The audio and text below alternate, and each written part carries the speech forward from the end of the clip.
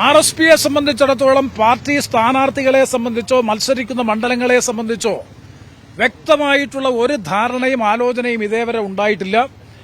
കോൺഗ്രസും RSPയും തമ്മിലുള്ള ഉഭയകക്ഷി ചർച്ച നടക്കും. ജനുവരി മാസം 15 മുമ്പായി തന്നെ RSPയും കോൺഗ്രസും തമ്മിലുള്ള ഉഭയകക്ഷി ചർച്ച നടക്കും. മത്സരിക്കുന്ന സീറ്റുകളെ സംബന്ധിച്ചും സീറ്റുകളുടെ എണ്ണത്തെ സംബന്ധിച്ചുമൊക്കെ കൃത്യമായ ആലോചനകൾ നടക്കും. അതിനോടനുബന്ധമായി തീർച്ചയായിട്ടും പാർട്ടി സ്ഥാനാർത്ഥികളെയും അതിനുശേഷമായിരിക്കും നിർണ്ണയിക്കുക.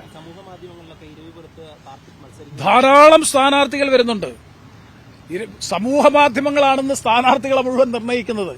ഞങ്ങളെ സംബന്ധിച്ചിടത്തോളം വ്യക്തമായ ഒരു പാർട്ടി സംഘടനാ സംവിധാനമുണ്ട്. ആ സംഘടനാ സംവിധാനം ഈ കാര്യത്തെ സംബന്ധിച്ച് ആലോചിച്ച് ഉചിതമായ തീരുമാനമെടുക്കും. അല്ലാതെ കേൾക്കുന്നതും വരുന്നതുമായിട്ടുള്ള മുഴുവൻ വാർത്തകളും അഭ്യൂഹങ്ങളാണ്.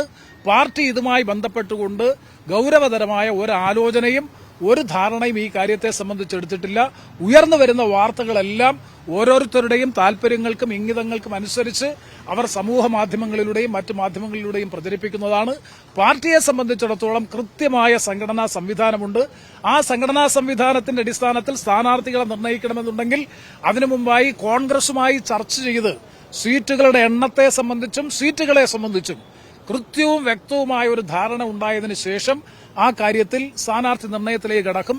എന്തായാലും ഒരു ബുദ്ധിമുട്ടും ഒരു പ്രയാസവുമില്ലാതെ പാർട്ടി മത്സരിക്കുന്ന മുഴുവൻ സീറ്റുകളിലും നിഷ്പ്രയാസം സ്ഥാനാർത്ഥികളെ തീരുമാനിച്ച് പ്രഖ്യാപിക്കാൻ കഴിയും.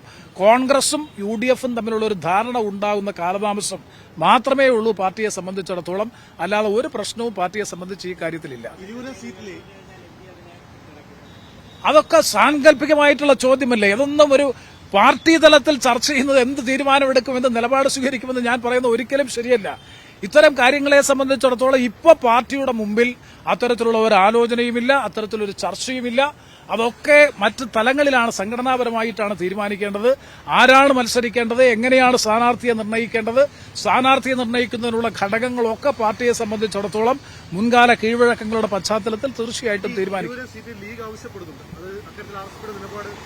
അതെല്ലാം ഞങ്ങൾ കോൺഗ്രസും RSPയും തമ്മിലുള്ള ഉഭയകക്ഷി ചർച്ചയിൽ ഇപ്പോൾ ഞങ്ങൾ മത്സരിച്ചുകൊണ്ടിരിക്കുന്ന സീറ്റുകൾ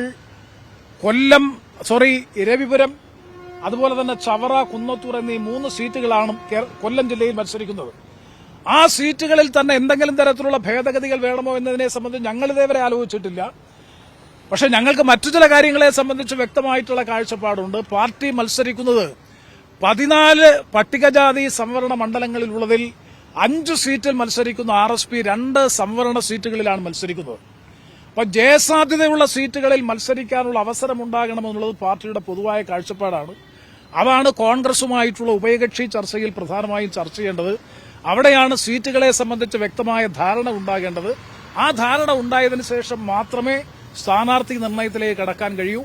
അതൊന്നും RSPയെ സംബന്ധിച്ചായാലും കോൺഗ്രസിനെ സംബന്ധിച്ചായാലും UDFിനെ സംബന്ധിച്ച് പൊതുവെയും RSPയെ സംബന്ധിച്ച് പ്രത്യേകിച്ചും ഒരു ബുദ്ധിമുട്ടും ഒരു പ്രയാസവും സ്ഥാനാർത്ഥി നിർണയത്തിലില്ല. ഇപ്പോൾ ഞങ്ങളുടെ ഏറ്റവും പ്രധാനപ്പെട്ട ടാർഗറ്റ് ഈ പറയുന്ന 100+ 100-ലധികം സീറ്റ് വാങ്ങി കേരളത്തിൽ UDF ഗവൺമെന്റ് അധികാരത്തിൽ വരിക എന്നുള്ളതാണ് ഘടകകക്ഷികളുടെയും മുന്നണിയുടെയും പൊതുവായ താൽപര്യം. അതിനുവേണ്ടിയിട്ടുള്ള ശ്രമകരമായ പ്രവർത്തനങ്ങളാണ് UDF മൊത്തത്തിൽ നടത്തിക്കൊണ്ടിരിക്കുന്നത്.